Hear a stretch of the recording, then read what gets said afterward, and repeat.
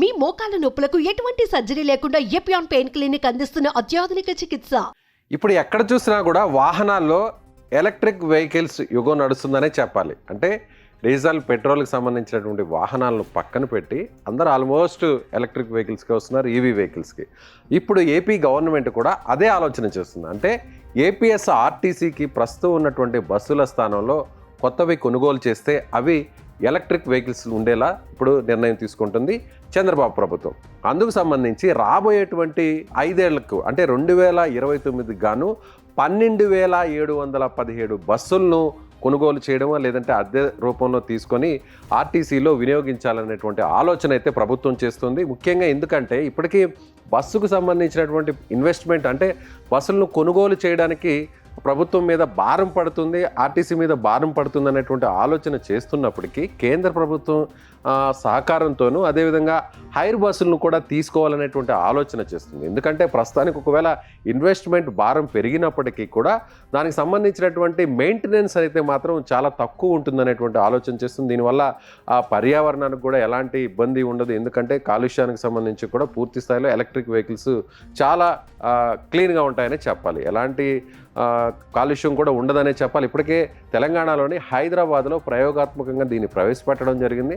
హైదరాబాద్లో దాదాపుగా 70 నుంచి 80% బస్సులన్నీ కూడా ఎలక్ట్రిక్ వెహికల్స్గానే మారిపోయాయి. ఇప్పుడు ప్రస్తుతం కొన్ని చోట్ల ఏపీలో కొన్ని చోట్ల ప్రస్తుతం ఆర్టీసీలో ఈ వెహికల్స్ నడుస్తున్నాయి. తిరుమల, తిరుపతి ఈ ప్రాంతంలో ఎలక్ట్రిక్ వెహికల్స్ ఉన్నప్పటికీ కూడా వీటిని పూర్తి స్థాయిలో మార్చివేయాలి అనేటువంటి నిర్ణయాన్ని ప్రభుత్వం చేస్తుంది. దానికి సంబంధించి దాదాపుగా 2029 నాటికి 12,717 బస్సులు విద్యుత్వే ఉండాలి అనేటువంటి ఒక ప్రణాళికనైతే చేస్తుంది. అందులో 10,000 ప్రస్తుతానికి మొత్తం 12,700 బస్సులు ఉంటే ప్రస్తుతానికి 10,155 బస్సులు ఆర్టీసీ సొంత బస్సులు, అదేవిధంగా అద్దె బస్సులు 2,562 ఉన్నాయి. ఇవన్నీ కూడా పూర్తి స్థాయిలో మార్చేటువంటి ప్రయత్నం అయితే చేస్తుందనే చెప్పాలి. సో ప్రస్తుతం ఉన్నటువంటి వెహికల్స్ మోటార్ యాక్ట్ ప్రకారం చూస్తున్నట్లయితే 15 ఏళ్లకు మించి ప్రభుత్వం ఏ బస్సును ఏదైనా వెహికల్స్ను వాడితే వాటిని ఒకవేళ 15 ఇయర్స్ వ్యాలిడిటీ ఉంటే ఆ 15 ఏళ్ల తర్వాత వాటిని స్క్రాప్గా మార్చేసేయాలి. వాటిని తిరిగి ఎక్కడ కూడా వినియోగించకూడదు. ఆ పరంగా చూసినట్లయితే వచ్చే 5 ఏళ్ల నాటికి 2,537 బస్సులకు గాను 15 ఏళ్ళు దాటుతుంది. వీటిని తుక్కుగా మార్చేసి వాటి స్థానంలోనే విద్యుత్ బస్సులను తీసుకోవాలనేటువంటి ఆలోచన చేస్తుంది. 12 లక్షల కిలోమీటర్లు తిరిగిన ఏసీ బస్సులు ఉన్నాయి. అదేవిధంగా 10 లక్షల కిలోమీటర్లు తిరిగిన సూపర్ లగ్జరీ బస్సులు ఉన్నాయి. అదేవిధంగా అల్ట్రా డీలక్స్లు కూడా 10 లక్షలు తిరిగినవి ఉన్నాయి. 8 లక్షల కిలోమీటర్లు నడిచినటువంటి ఎక్స్ప్రెస్లు ఉన్నాయి. అదేవిధంగా 6.5 లక్షల కిలోమీటర్లు ప్రయాణించిన తిరుమల ఘాట్ సప్తగిరి ఎక్స్ప్రెస్ సర్వీసులు కూడా ఉన్నాయి. 8 లక్షల కిలోమీటర్లు పూర్తయిన మెట్రో ఎక్స్ప్రెస్లు ఉన్నాయి. 12 లక్షలు దాటినటువంటి పల్లె వెలుగు, 13 లక్షల కిలోమీటర్లు దాటినటువంటి సిటీ ఆర్డినరీ బస్సులన్నింటినీ కూడా పక్కన పెట్టేయాలి వచ్చే 5 ఏళ్లలో అనేది ఇప్పుడు ప్రభుత్వం చేస్తున్నటువంటి ఆలోచన. సో ఇలా వేల బస్సులన్నింటినీ కూడా ఉన్నప్పటికీ కూడా ఒక 5 ఏళ్ళలో ఫస్ట్ ఫేజ్లో కనీసం 12,000 బస్సులను తీసుకురావాలనేటువంటి ఆలోచన అయితే ప్రభుత్వం చేస్తుందనేది ఇప్పుడు మనకు ఉన్నటువంటి సమాచారంగా చెప్పాలి.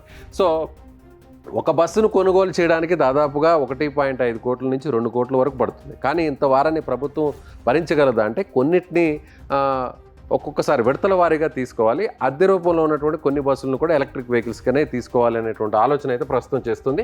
11 నగరాలకు గాను 750 విద్యుత్ బస్సులను అయితే ఇప్పటికైతే సెంట్రల్ గవర్నమెంట్కి సంబంధించినటువంటి స్కీమ్ ద్వారా మంజూరయ్యాయి. అందులో 11 నగరాలకు సంబంధించి 750 ఎలక్ట్రిక్ వెహికల్ బస్సులు అయితే మంజూరయ్యాయి. వీటిలో విజయవాడ, విశాఖపట్నం, గుంటూరు, నెల్లూరు నగరాలకు 100 చొప్పున, అమరావతి, అనంతపురం, కడప, కాకినాడ, కర్నూలు, రాజమహేంద్రవరం, తిరుపతులకు 50 చొప్పున మంజూరు చేసింది కేంద్ర ప్రభుత్వం ఒక్కో బస్సుకు 35 లక్షల మేర ఆయా కంపెనీలకు నేరుగా సబ్సిడీ ఇస్తుంది. కేంద్ర గృహ పట్టణాభివృద్ధి వ్యవహారాల శాఖ వీటికి సంబంధించినటువంటి టెండర్లు పిలిచి బస్ కంపెనీలను ఎంపిక చేసి వాటికి కిలోమీటర్లకు ఎంత ధర చెల్లించాలనేది నిర్ణయిస్తుంది. వీటిని శాంక్షన్ చేసేటువంటి అవకాశం ఉంది. అలాగే ప్రముఖ పుణ్యక్షేత్రమైనటువంటి తిరుపతికి అదనంగా మరొక 300 బస్సులను ఇవ్వాలనేది ఇప్పుడు ప్రభుత్వం నిర్ణయం తీసుకుంది. ముఖ్యమంత్రి చంద్రబాబు కూడా కేంద్ర గృహ పట్టణాభివృద్ధి వ్యవహారాల శాఖకు సంబంధించినటువంటి మినిస్టర్కి ఆయన లేఖ రాశారు. సో రాబోయేటువంటి కాలంలో వచ్చే 5 ఏళ్లలో ఏపీలో ఇక రోడ్ల మీద ఏపీఎస్ఆర్టీసీకి సంబంధించినటువంటి బస్సులన్నీ కూడా కొత్త బస్సులు ఉండబోతున్నాయి. అవి కూడా ఎలక్ట్రిక్ వెహికల్ బస్సులే ఉండబోతున్నాయి. దీనివల్ల పర్యావరణానికి ఎలాంటి ముప్పు ఉండదు, ఎలాంటి ఇబ్బంది ఉండదు, కాలుష్యరహితమైనటువంటి సమాజం కోసం ఇప్పుడు ఏపీ ప్రభుత్వం ముందడుగు వేస్తుందని అనిపిస్తుంది. సో మీరేమనుకుంటున్నారు? ఒకవేళ ఎలక్ట్రిక్ వెహికల్స్ తీసుకురావడం వల్ల ఎలాంటి, యాజ్ ఏ ప్రయాణికుడిగా, యాజ్ ఏ ప్యాసింజర్గా మీకు ఎలాంటి సౌకర్యం ఉంటుంది, ఎలాంటి వెసులుబాటు ఉంటుంది, ఎలాంటి కంఫర్ట్ ఉంటుంది? కామెంట్ చేయండి.